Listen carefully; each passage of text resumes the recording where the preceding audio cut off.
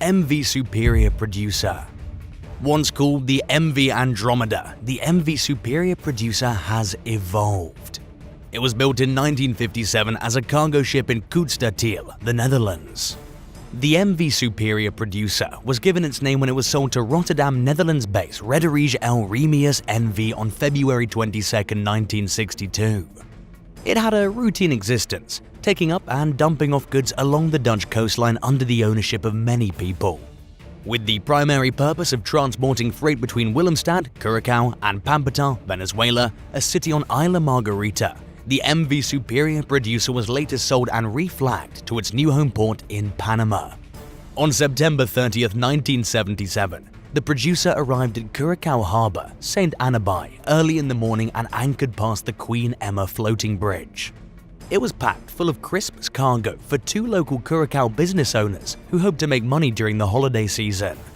On an unlucky Thursday afternoon at 1:30, a crew of 9 men cast off the lines. The ship began to heel dangerously right away. The captain ordered a section of the cargo to be thrown overboard. This was ineffective though. More complications resulted after the crew failed to seal the ship's portholes, which let water enter. Even the Curaçao Port Authority's tugboat's attempts to tow the boat back to its right side were unsuccessful.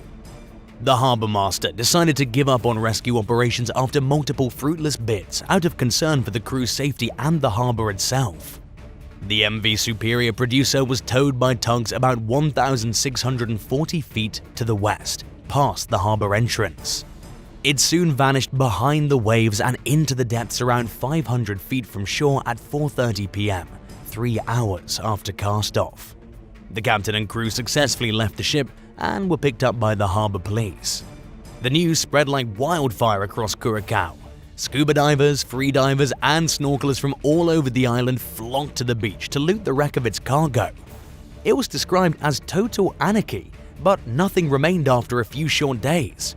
Even the abandoned portholes had disappeared. The vessel is now peacefully resting on her keel, bow pointing west of the Curaçao mega pier, under 100 feet of water. Many divers still explore the abandoned Producer to witness a forgotten piece of history. The SS Sultana. The sidewheel steamer SS Sultana exploded on the Mississippi River north of Memphis, Tennessee on April 27, 1865, causing one of the greatest maritime disasters in American history. Just a few weeks before, the American Civil War had ended and Union prisoners of war were eager to get back to the North after suffering inhumane treatment while in Confederate military prisons. The federal government generously compensated steamship operators for each soldier they transported. This process resulted in shocking levels of corruption and a disregard for fundamental safety issues. In the Sultana's case, boat owners' greed led to poor boiler maintenance and transporting as many as 2,300 passengers, 6 times the vessel's maximum capacity. Hundreds of people died in the first explosion when the boiler burst, and more were trapped as the overcrowded decks fell. Despite the fact that over 1,800 people died, the Lincoln assassination dominated news coverage and basically overshadowed the catastrophe. Have you ever heard about this? Let us know in the comments below and hit that subscribe button while you're at it. 3. Deepwater Horizon. On April 20th, 2010, 11 people were killed as the worst offshore oil leak in American history was started by an explosion and fire on board the Deepwater Horizon oil rig in the Gulf of Mexico, 50 miles off the coast of Louisiana. The rig had just finished digging an exploration well for a major British oil company. An estimated 4.9 million barrels, or roughly 206 million gallons of crude oil had entered the Gulf by the time the well was sealed almost 3 months later. A surge of natural gas from the well caused a series of explosions and a huge fire. On board the 126-person Deepwater Horizon, which is about 400 feet long, 11 employees died and 17 others received life-threatening injuries. The Deepwater Horizon was built for $350 million in 2001 and burned for more than a day before sinking on April 22nd in almost 5,000 feet of water. Before leaving the rig, crew members tried helplessly to turn on a blowout preventer, a safety feature meant to stop the flow of oil from the well in emergencies. Over 3 months, efforts were made to plug the hemorrhaging well, which was pouring thousands of barrels of oil into the Gulf every day.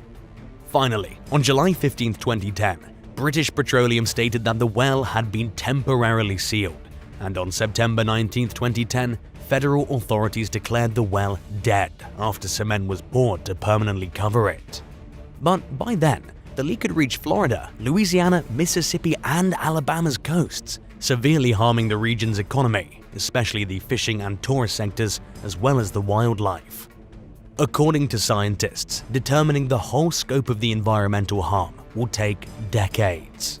A National Investigation Commission study on the disaster, which was published in January 2011, concluded that it was a foreseeable and avoidable accident caused by human error, engineering faults, and management shortcomings, as well as inadequate government regulation. BP pleaded guilty to 14 criminal charges brought against the company by the US Justice Department in November 2012 and paid $4.5 billion in fines. In addition, the Justice Department accused 2 BP officials who oversaw well testing of manslaughter. Another business executive fabricated information regarding the scope of the leak. BP agreed to pay $18.7 billion in charges in July 2015. The MV Wilhelm Gustaf. The MV Wilhelm Gustaf was the centerpiece of the Nazi Strength Through Joy program, which provided entertainment to German employees and was a crucial component of Third Reich propaganda. When World War II broke out in 1939, the ocean liner, which had previously taken tourists on vacations in the North Atlantic and Mediterranean, was turned into a hospital ship.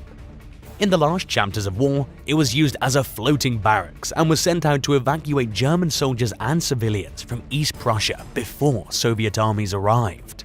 The Wilhelm Gustaf had lost its non-combatant markings of white paint and red crosses, and with soldiers on board and anti-aircraft weapons on deck, it was now a military target according to laws of war. Thousands of refugees climbed aboard the Gustaf as they went in search of safety. The ship, which could only hold 1,900 passengers, sailed away from port on 30th January 1945 with an estimated 10,000 people. That evening, shortly after 9 p.m., a Soviet submarine launched 3 torpedoes into the Gustaf's port side. The crew members, most equipped to handle an evacuation, were either trapped below deck or killed in the strike, rendering several of the ship's lifeboats useless. Just over an hour later, the Gustaf disappeared beneath the chilly Baltic waters. Only 1,200 passengers were saved, despite the fact the rescue operation started shortly after the ship's first SOS call. The sinking was history's deadliest shipwreck, with over 9,000 deaths. The Exxon Valdez. The Exxon Valdez, an oil ship run by the Exxon Shipping Company, discharged 11 million gallons of crude oil into Alaska's Prince William Sound on March 24, 1989, causing the Exxon Valdez oil spill, a man-made tragedy. Up until the Deepwater Horizon leak in 2010, it was the worst oil spill in American history. The Exxon Valdez spill killed thousands of ocean critters while covering 807 miles of coastline. There are still isolated patches of crude oil in some places even 30 years later. Exxon Valdez was an oil tanker and ore carrier for more than 20 years after the disaster, until it was put back into operation with a new name. The Exxon Valdez, carrying 53 million gallons of crude oil, left the port of Valdez, Alaska on March 23, 1989, heading to Long Beach, California. The ship ran into Bligh Reef, though, 4 minutes after midnight on March 24, 1989. A total of 11 million gallons of crude oil spilled into the ocean after the ship's hull was torn open. It was the biggest single oil leak in American waters at the time. When early attempts to confine the oil failed, the slick continued to grow over the next few months, eventually spanning 1,300 kilometers of shoreline. Investigators eventually realized the Exxon Valdez's captain, Joseph Hazelwood, had been intoxicated at the time and had let an unlicensed third mate drive the enormous ship. Hazelwood was cleared of all criminal charges in March 1990. He received a $50,000 fine, 1,000 hours of community service, and a conviction for 1 count of misdemeanor negligence. More than 11,000 Alaskans and government responders cleaned up the spill in the months after the Exxon Valdez oil disaster. Exxon spent about $2 billion on cleaning, $1.8 billion on habit restoration, and another $1 billion on human injuries. Workers had the cleanup site scooped oil from the sea surface, sprayed oil-dispersing chemicals in the air and on the ground, scrubbed beaches with hot water, and cleaned any animals caught in the oil. To evaluate the impact of cleanup procedures, some of which were still experimental at the time, environmental officials purposely left certain portions of the shoreline untreated. Later, they discovered that washing with hot, high-pressure water hoses removed oil effectively, but caused more ecological harm by destroying the plants and animals. Prior to the spill, Prince William Sound was a natural wilderness. All of it was drastically changed by the Exxon spill, which had a severe impact on wildlife. 250 million seabirds, 3,000 otters, 300 seals, 250 bald eagles, and 22 killer whales were part of the reported losses. In the early 1990s, the salmon and herring fisheries in Prince William Sound may have collapsed thanks to the oil leak. As a result of bankrupt fishermen, the economies of tiny coastal communities like Valdez and Cordova suffered in the years that followed. According to some assessments, the Exxon Valdez oil spill may have caused a total economic loss of nearly $2.8 billion. Based on a 2001 report, 91 beach sites in Prince William Sound were assessed, and more than half still had oil pollution over a decade later. According to estimates, the spill killed 40% of all sea otters in the Sound. After the spill, the sea otter population didn't recover until 2014, 25 years later. Herring stocks, which were once a valuable source of revenue for fishermen in Prince William Sound, have never fully bounced back. The Oil Pollution Act of 1990 was approved by the US Congress in the aftermath of the disaster, and President George H.W. Bush signed it into law the same year. The act enhanced fines for businesses that cause oil leaks and mandated the installation of double hulls on all oil tankers operating in American waters. The Exxon Valdez was a single-hull tanker. A double-hull design would have saved the catastrophe by decreasing the likelihood a collision would have caused oil to flow. The old Valdez relocated to Asian seas in 2002 when the European Union outlawed single-hull tankers. In 2008, Exxon sold the infamous tanker to a shipping business in Hong Kong. The business renamed the former oil tanker the Dongfeng Ocean after converting it to an ore hauler. The star-crossed ship was badly damaged once again in the Yellow Sea back in 2010 when it crashed with another bulk carrier. After the collision, the ship underwent yet another renaming, becoming the Oriental Nicety. In 2012, the Nicety was disassembled and sold to an Indian business for scrap pieces. MV Goya. The Soviet sinking of the German transport ship MV Goya was the second greatest maritime catastrophe in history. The sinking was very similar to the wreckages of the Wilhelm Gustaf and Steuben. The German Kriegsmarine tried to evacuate civilians and injured troops using whatever ships they could find. One such refugee ship was the MV Goya. She was a member of a convoy leaving the Hel Peninsula and traveling across the Baltic Sea to Germany on April 16, 1945. Goya was overrun by fleeing civilians and injured troops. Records indicate there were 6,100 passengers, but it's believed there were many more filling every available space.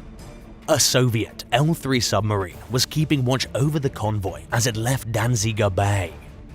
At 11:52 p.m., Captain Konovalov gave an order to open fire on the Goya. Between 6,000 and 7,000 immigrants died from hypothermia or drowning when their ship sank into the chilly Baltic Sea. Thousands more were washed ashore on surrounding coasts during the next few weeks. This is the second deadliest accident in maritime history, with close to 7,000 fatalities. The highest Soviet military honor was given to Captain Vladimir Konstantinovich Konovalov, the submarine captain who caused the disaster. He was given the title of Soviet Union Hero. Over the course of Operation Hannibal's 15-week duration, 158 more commercial ships were sunk. This kind of incident is still mostly unheard of worldwide, as it's buried in history books. 8. The birthplace of biological warfare. Straddling the border between modern-day Uzbekistan and Kazakhstan, the Aral Sea was once the world's fourth largest lake. It began shrinking during the 1960s due to a Soviet irrigation project that diverted the rivers that fed it. All that's left of the sea today are a handful of small lakes. Before this started happening, the Aral Sea was home to a 77-square-mile island called Vozrovdenaya. In 1948, the Soviets built a top-secret biological weapons facility on the island along with the staff housing nearby. It was known as Aralsk 7, and it functioned as an experimental lab and testing ground for numerous extremely hazardous biological agents, including anthrax, smallpox, plague, brucellosis, and tularemia. In other words, it's where scientists weaponized highly contagious and deadly diseases. Putting such a dangerous place on a remote island still wasn't enough to protect civilians from the potentially fatal effects of their experiments. It's unclear whether the Soviets realized this or not. But this lesson became clear in 1971 when the facility accidentally released smallpox into the environment, infecting 10 people and killing 3 of them. Around 50,000 of the region's residents were inoculated in a mass vaccination following the incident, which was kept largely hidden from the rest of the world until 2002. When the Soviet Union fell in 1991, Aralsk 7 was abandoned and its 1,500 residents, all government employees, were relocated. Buildings, vehicles, furniture, equipment, and Soviet-themed relics, including artwork and uniform buttons, offer a glimpse into the lives of the staff members who once lived and worked on the island. But the toxic and life-threatening materials they experimented with were also left behind. Authorities failed to store and dispose of them properly, making it dangerous for anyone to visit. Many of the containers that were used to store the biohazardous agents have sprung leaks, posing major hazards to the surrounding environment and nearby residents. After being called out internationally in recent years due to lack of action, the Russian government has stepped up its efforts to make the area safe again. So far, 10 anthrax burial sites have been decontaminated as part of an ongoing effort to clean up the site. 7. SAR Shagun. In 1956, Soviet officials approved plans for the construction of an anti-ballistic missile testing facility along Lake Balkhash in southeastern Kazakhstan. Known as SAR Shagun, the sprawling 31,350 square mile site hosted its first missile launch in 1958, but it wasn't prepared for full-scale testing until 3 years later, in 1961. A closed city was built nearby for its workers. SAR Shagun was the first and only facility of its kind in Eurasia. It was chosen for its remoteness, typically clear skies, and lack of valuable farmland, which made the property an ideal choice for the development and testing of nuclear weapons. During its years of operation, the Soviets designed and tested dozens of weapons and equipment systems, including anti-missile systems, anti-aircraft missile systems, guided missiles, radar systems, laser weapons, and more. After the Soviet Union fell in 1991, leaders of newly independent Kazakhstan agreed to lease a portion of SAR Shagun's testing ground to Russia. It's the only part of the site that's still being actively used. The rest of the property is designated for Kazakhstan's use, but nothing has been done with it since it was decommissioned during the 90s. Anyone who wants to visit the neglected part of the site can easily just go there. Unlike many former Soviet facilities, there are no signs marking its boundaries or warning trespassers to stay out. In 2005, the closed city nearby that once housed staff members and their families became open to the public. The deserted buildings at SAR Shagun are visibly losing their battles against time, nature, and neglect, and locals have thoroughly picked the site over for scrap metal and building materials. They do so at the risk of coming into contact with dangerous materials that have been left behind, which happened on at least one occasion when civilians discovered barrels full of napalm. 6. The Stay Behind Cave. For decades following World War II, there were rumors of a secret chamber inside the Rock of Gibraltar. It's situated somewhere along a complex of tunnels that the British built within the rock during the conflict. These dark, narrow pathways occupied nearly 30 miles of space and housed a hospital, soldiers' barracks, and storage space for guns and ammunition. But the secret chamber's existence remained unproven until relatively recently. Known as the Stay-Behind Cave, the 45 by 16 by 8-foot enclosure was the designated site of a top-secret plot called Operation Tracer. The British built it after learning about Hitler's plan to invade Gibraltar. Operation Tracer called for a surveillance team of 6 men to remain sealed inside the Stay-Behind Cave with enough supplies to last them for a year, including 10,000 gallons of water. They would observe the harbor through 2 small openings. The chamber was equipped with a radio room, power generators, and other necessities. If the men died in the Stay-Behind Cave, it would become their tomb. They'd only ever escape if the Allies defeated Germany before their provisions ran out. The 6 recruits began their training, but the mission was called off as Hitler's priorities shifted elsewhere. The equipment was removed from the room and the area leading up to it was sealed off. Rumors long circulated about the secret chamber, but the government kept its existence a secret from the public. In the meantime, civilians spent years searching for it. They finally found it in December 1996. One of the veterans who was recruited to participate in Operation Tracer confirmed that it was the Stay-Behind Cave. The room contained cork flooring that was meant to provide noise insulation. In a far corner, there was a sink that drew water from the 10,000-gallon tank. A corridor connected the chamber to the radio shack and a small bathroom with 2 toilets, and there was a set of stairs leading to an observation post. It's hard to imagine being cooped up in the dreary complex for an entire year, and it's probably a good thing that it was never put to use. Would you live in the Stay-Behind Cave for 1 year for $2 million? Tell us in the comments and hit that subscribe button while you're at it. 5. Kansas City Workhouse. There's a medieval-looking castle nestled in a historic section of Kansas City, Missouri. You can tell just by looking at it that it hasn't been used in a while. Windows are boarded up and part of the neglected structure are covered in graffiti. But it's not quite as old as it looks. Built in 1897, it once functioned as a prison called the Kansas City Workhouse. The jail itself was constructed by inmates who mined its limestone building blocks from the ground. Many of the prisoners who spent time at the workhouse were petty criminals, including panhandlers and drunks, who came to Missouri to drink at a time when alcohol was outlawed across the river in Kansas. The castle stopped operating as a prison in 1924. It was repurposed around a dozen times over the next 50 years before it was finally abandoned for good during the 70s. Since then, various ideas have been put forth for how to bring it back to life. At one point, there were plans to turn it into a community center, but nothing's been done with it yet. The workhouse continues to fall further into disrepair as it sits unused along a city street. 4. Greenhome Textile Factory. Situated along the banks of the Narva River, just 10 miles from the Baltic Sea, the island of Greenhome straddles the border between Estonia and Russia. In 1857, it became the home of the Greenhome Manufacturing Company. Founded by German businessman Ludwig Knoop, its cotton spinning and manufacturing mills were once the world's largest, and it was considered Russia's most important mill. At its peak, the Greenhome Manufacturing Company occupied a 32,000-acre property and employed around 12,000 workers who were provided with affordable housing, a hospital, 2 churches, and schooling for their children. It may sound like the employees had it good, but the factory encountered numerous obstacles over the years. 420 employees lost their lives during a cholera epidemic in 1872.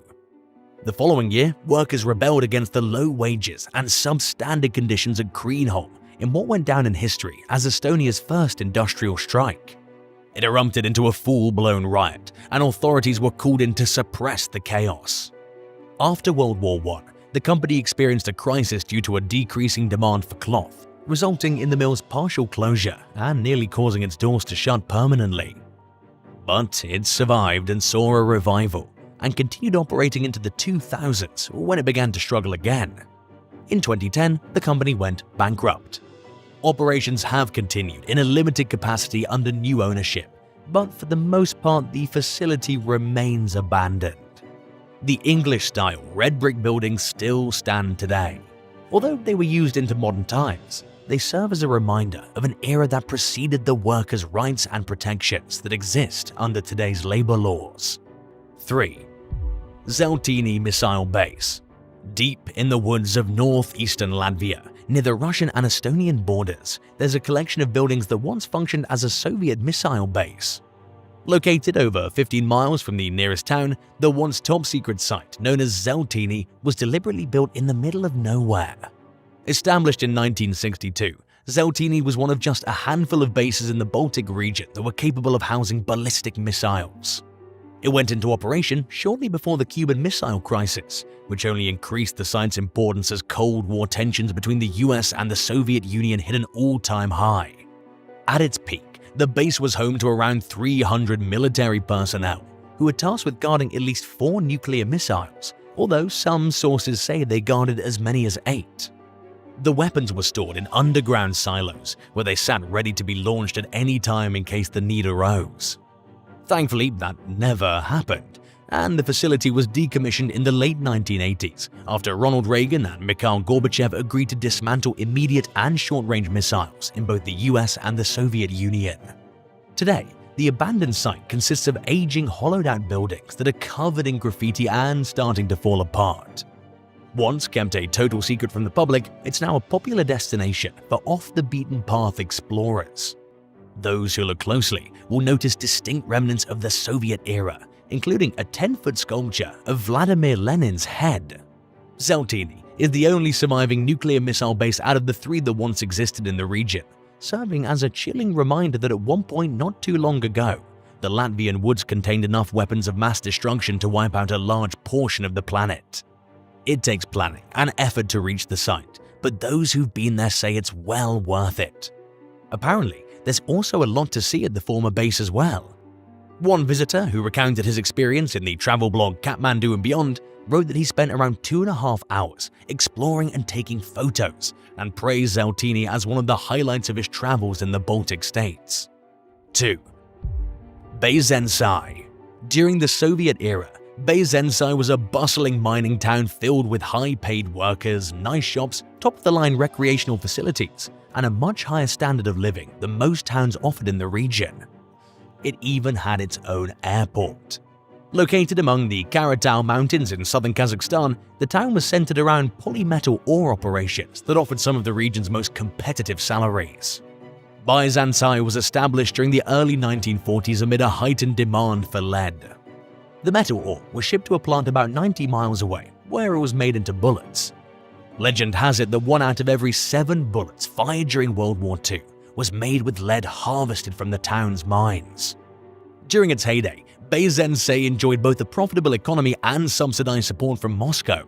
That all began to change during the 1970s as the lead deposits grew scarce and the local mining industry began to decline.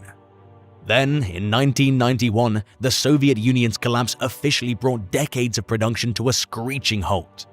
Like many other towns that were centered around a specific industry, Bayzenai emptied out as former mine workers sought new opportunities elsewhere.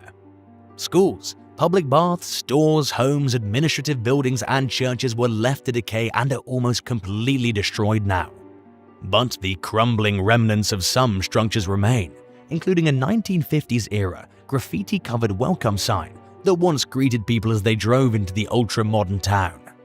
There are also several deteriorating stone buildings, a mosque, and the massive entrance to the former mine, which has become flooded since its abandonment.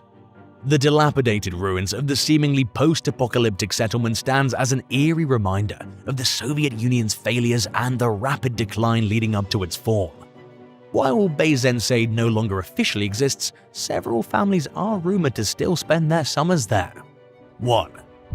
Bremel Fortress. Between the mid-19th century and the beginning of World War I, the Austro-Hungarian Empire built a series of fortresses outside the city of Bremel in southeastern Poland. During the First World War, it saw extensive combat among soldiers from numerous militaries, including Austrians, Hungarians, Russians, Germans, Czechs, Poles, and Italians. The complex was heavily fortified and equipped to survive a prolonged siege. It consisted of a central fortress, 25 smaller forts, and 12 artillery structures.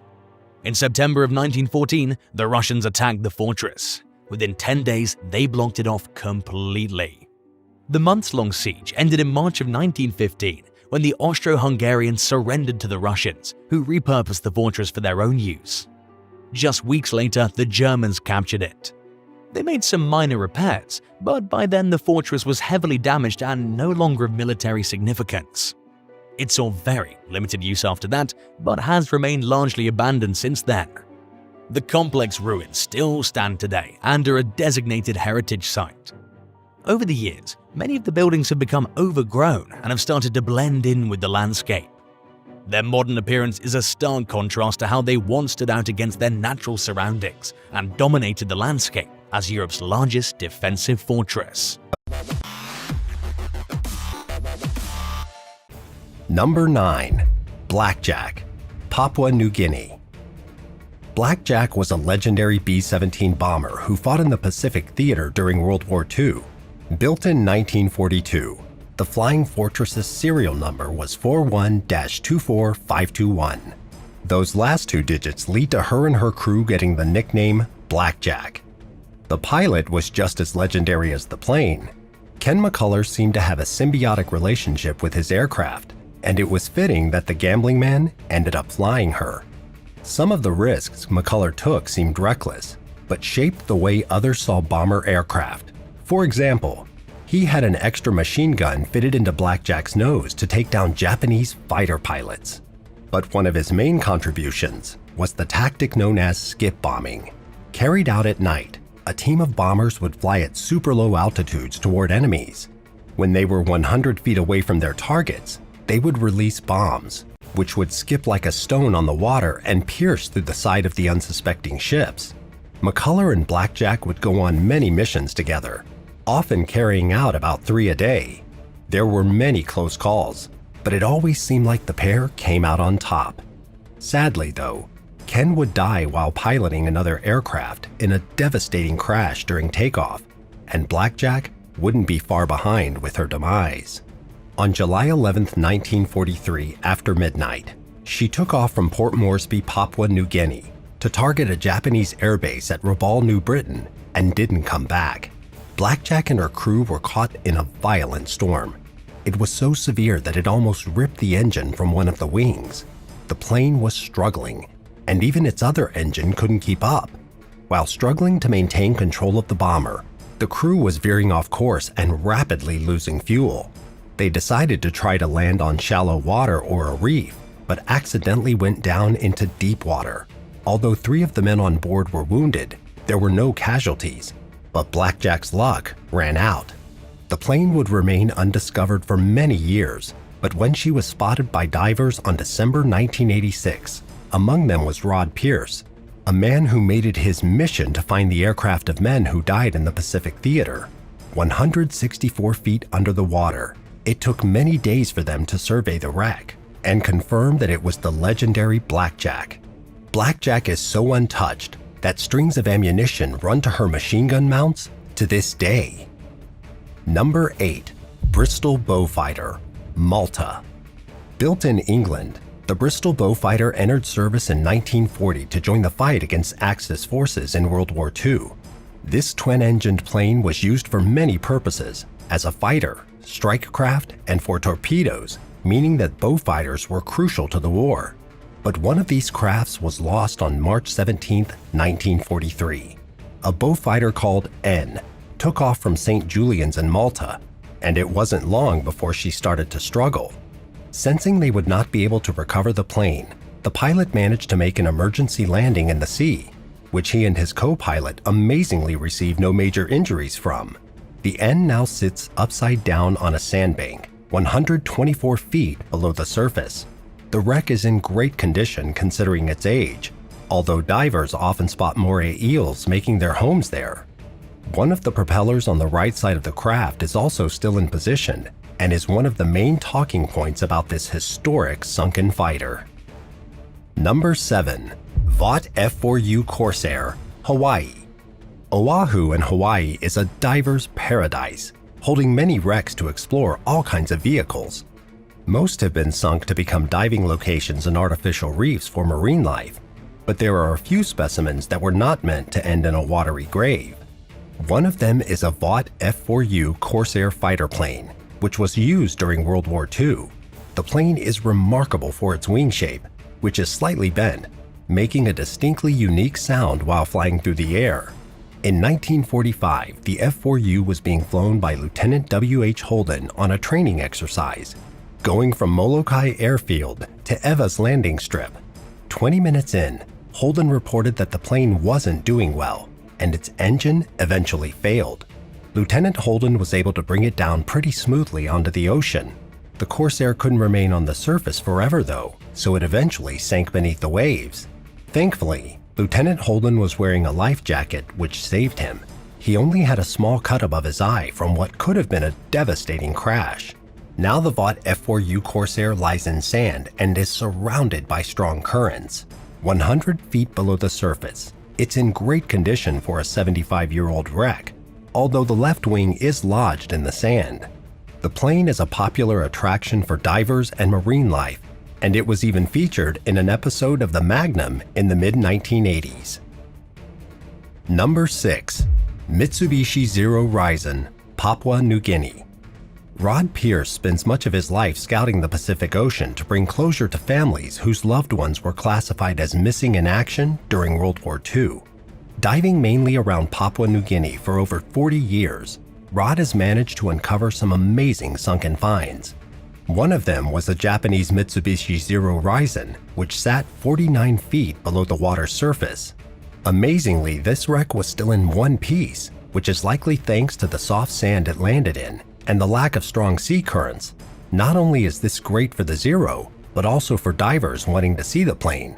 This puts visibility between 49 to 65 feet. The wreck is covered in marine life, but keen-eyed divers can still see signs of battle damage on its fuselage. Its pilot was Lieutenant Tomoharu Honda, who was part of the 204 Kotokai Squadron. Honda and Zero took part in many flights, including the battles of Cape Gloucester and New Britain, but the plane came to a watery end on December 26, 1943, after it had to land in Bangor Bay on its way back to base in Rabaul. There is supposedly another Zero that went down in the area too, exactly a year before Lieutenant Honda's, but this plane has never been found. Number 5. Jake Seaplane, Palau. In the Second World War, Japan had 2 seaplane air bases on the Pacific island of Palau. These bases were populated by a group of Emilys and a group of Jakes. But we're not talking about people. These were nicknames given to 2 different types of Japanese seaplanes. The Kawanishi H-8K had 4 engines, was amphibious, able to land on sea and ground, and occupied the northern depot. This particular type of plane had the code name Emily. The southern depot had Aichi E-13A aircraft. These were nicknamed Jake. The amazing plane underwater near Palau isn't an Emily, but a Jake, and is one of the nation's most popular wrecks. It was found in 1994 by a local fisherman who managed to see it all the way from the surface. At a depth of 49 feet, this 37-foot-long aircraft sits on a coral reef, tilting to the side. Its nose has broken off but is still close to the cockpit. It lost its tail and one of its pontoons when it crashed too. These can be found a short distance away, but these smaller parts have been overrun by coral, so it's hard to make out what they actually are. It's very likely that due to its proximity to the depot, the Jake crashed into the ocean while either approaching or leaving its landing strip. This is also backed up since its propellers are still in good condition. If they had been going at full speed, the force of the blades and water would have bent them out of shape. Although it is popular with divers and tourists, there is still a hint of danger around this seaplane. You might be tempted to pick up a small artifact to remember your experience, but there is still live ammo near the wreck that could go off if provoked. Number 4. Messerschmitt Bf-109, Greece. Offshore the small seaside village of Anisara on Crete is the wreck of a Messerschmitt Bf-109 plane, 2,624 feet out. But what led to this German fighter plane being here is anyone's guess. It's not that the fighting never happened near Crete. In fact, the island was taken over by German forces in May 1941 during Occupation Mercury. This might be a reasonable explanation, except that the plane is a G6 version of a Messerschmitt Bf 109, which was produced only during 1942 to 43, a year after this battle took place. We don't have any records of the plane from German military sources either, which is a little confusing. What we do know about this plane is that most of the damage to its fuselage happened after contact with the water. As to why it plunged into the depths, it's likely due to a mechanical problem. Although the Messerschmitt is in pieces on the seabed, each part is still well preserved. For example, in the hull, you can see its weapons and ammunition almost untouched. What do you think happened to this plane, and when? Let us know what you think in the comments. Number 3. Fairey Firefly, Australia. The Fairey Firefly was a small anti-submarine plane used by the Australian Air Force in World War II. This model was first utilized in 1941 and was still in use over 15 years later. During the 1950s, many Fairey Firefly aircraft were stationed on the aircraft carriers HMAS Sydney and HM Vengeance, with 105 in total. But on November 27, 1956, there was a tragic mid-air collision between two Firefly planes, VX-381 and WD-887, who were doing navigational training. Both planes tumbled into Hare Bay in New South Wales, and although the crew of the first plane survived, the latter did not live. 27 years later in 1983, VX-381 was discovered sitting under 42 feet of water near Hare Bay. The wreck is crusted by marine life and looks like a torpedo or missile since its wings have been mostly sheared away. This small plane, measuring only 39 feet in length, was almost not spotted thanks to the silt it was resting in, its size, and low profile. As for Fairey Firefly WD-887, sadly neither the plane or its 3 crew members have been recovered. Number 2. The Drug Runner's Plane, Bahamas. During the 1970s, the drug baron Pablo Escobar was in his prime, smuggling billions of dollars worth of illegal substances into the USA and beyond. One of the ways drugs were brought in was by plane. That brings us to Staniel Cay in the Bahamas, where a small aircraft sits in such shallow water you can almost walk to it. One night during the 70s, the air control officers for Staniel Cay Airport were having a few drinks at the bar and relaxing.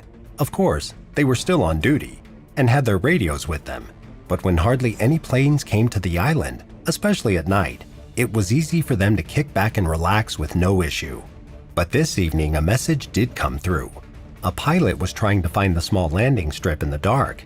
As his message went on, he became more and more frantic, switching to speaking Spanish instead of English. He said that he was running low on fuel. The officials eventually put down their drinks and rushed to the landing strip to locate the plane, but no answers came on the radio, and no sign of a plane was anywhere to be seen. The next morning, 10 miles out from Norman's Cay, they found it. Unfortunately, the 2 passengers on board had perished underwater. They had been unable to escape the sinking aircraft since it had been packed to the brim with bales of marijuana. Nowadays, the plane is a popular tourist attraction. Number 1. Piper Aircraft, Greece. On October 2, 1988, a Piper PA-28-181 Warrior II aircraft took off from the Greek island of Paros and headed for the airport at Marathon.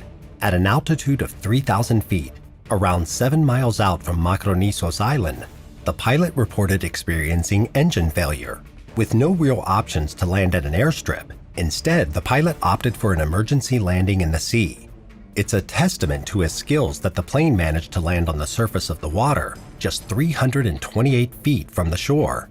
Although the plane suffered considerable damage as it came down level with the water, a strong wave taking out its right wing, it managed to stay afloat long enough for the pilot and his passenger to safely evacuate and reach shore, where they were found the next day by locals. The wreck of the Piper airplane now sits 59 feet below the water, resting in a reef that protects it from strong waves and currents. This not only helps to preserve the wreck, but also means it is a perfect spot for divers to explore. If you look through the window of the plane, you can see its interior still in remarkable condition. Eagle-eyed divers might even be able to spot its flight book nestled in the cockpit. Thanks for watching. Which of these aircraft under the sea amazed you the most? Let us know in the comments below, and don't forget to subscribe to the channel if you haven't already. See you next time. Bye!